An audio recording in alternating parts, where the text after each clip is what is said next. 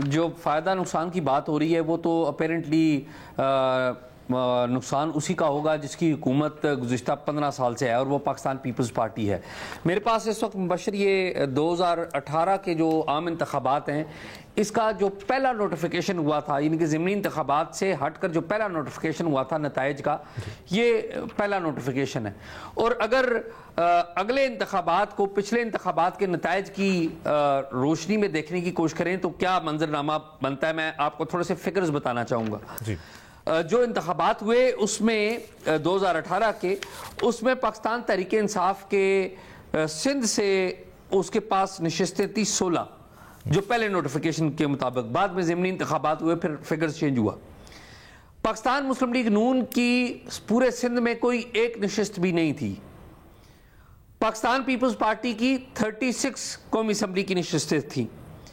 अब आ जाए grand democratic alliance की तरफ तो GDA की 2 नशिस्तें थी और मुत्तहदा कौमी मूवमेंट की 6 नशिस्तें थी। अब जो 16 नशिस्तें थी पाकिस्तान तहरीक इंसाफ की, इसके ऊपर तनाज़ा रहा। पाकिस्तान पीपल्स पार्टी कहती रही कि ये हमारी सीटें थी जो इस्टेब्लिशमेंट ने PTI को दे दी, जबकि MQM का ये कहना है कि ये जो नशिस्तें थी दरअसल MQM की थी, लेकिन सेंट्रल पंजाब में चूँकि उस वक्त की इस्टेब्लिशमेंट है वो नून लीग को काबू नहीं कर पाई थी और सेंट्रल पंजाब के रिजल्ट्स ख़राब हो गए थे। इस वजह से एट दी 11th आवर जो RTS बैठा था उसका नुकसान जो है वो सिंध में हुआ मुत्तहदा कौमी मूवमेंट को। इस हवाले से रिसेंटली मेरी मुस्तफ़ा कमाल जो हैं उनसे बात भी हुई और उनका ये ऑन दी रिकॉर्ड मौक़िफ़ है कि जो RTS उधर बैठा था सेंट्रल पंजाब में नून लीग को कंट्रोल ना कर पाया था, उसका जो नुकसान है वो सिंध में हुआ MQM को।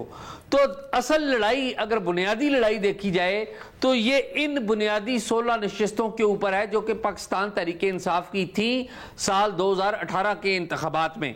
वो कैसे थी, वो RTS बैठा था नहीं बैठा था, एक अलग डिबेट है। अब नजरें हैं मुत्तहदा कौमी मूवमेंट की इन 16 नशिस्तों के ऊपर कि वो ये चाहते हैं कि 16 जमा 6 हम ये नंबर जो है वो क्रॉस करें, यानी कि 22 से नंबर क्रॉस करें सीटों का, यानी कि MQM की जो नशिस्तें हैं अगले आम इंतखाबात में वो 22 से क्रॉस करें और 16 जो PTI की थी वो उनके पास आए।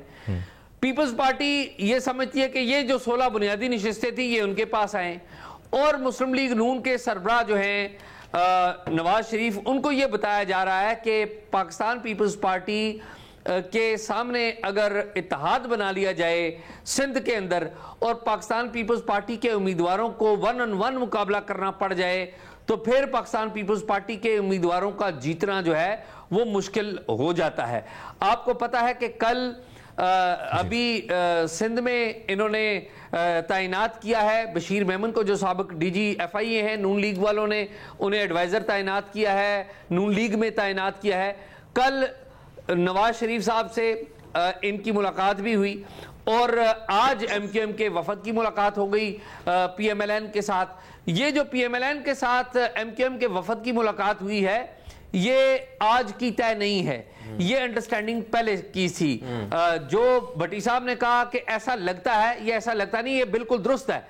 जो इसहाक डार हैं उनके साथ MQM के जो रहनुमा हैं उनका बड़ा पुराना लॉयजान है और ये जो हुआ है अभी आज जो आप देख रहे हैं इसका होमवर्क काफी पहले से है और ये जो काफी पहले है ये पिछली दौरे हुकूमत है जो इत्तेहादी जमातों का दौरे हुकूमत था शहबाज शरीफ साहब की क़यादत में जब वो वज़ीर आज़म थे।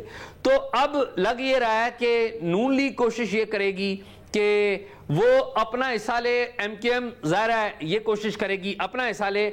नून लीग को ये भी बताया गया है कि पिछले आम इंतखाबात में गो के नून लीग के कोई खास उम्मीदवार सिंध से नहीं खड़े हुए थे लेकिन उसके बावजूद 44,000 वोट लिए गए हैं। और साथ ये भी बताया गया है कि जो पीपल्स पार्टी है उसके जो मजमूई वोट हैं उनसे तकरीबन 2-3 लाख वोटों का फर्क है जो दूसरे नंबर पर उनकी अपोजिशन है उनका।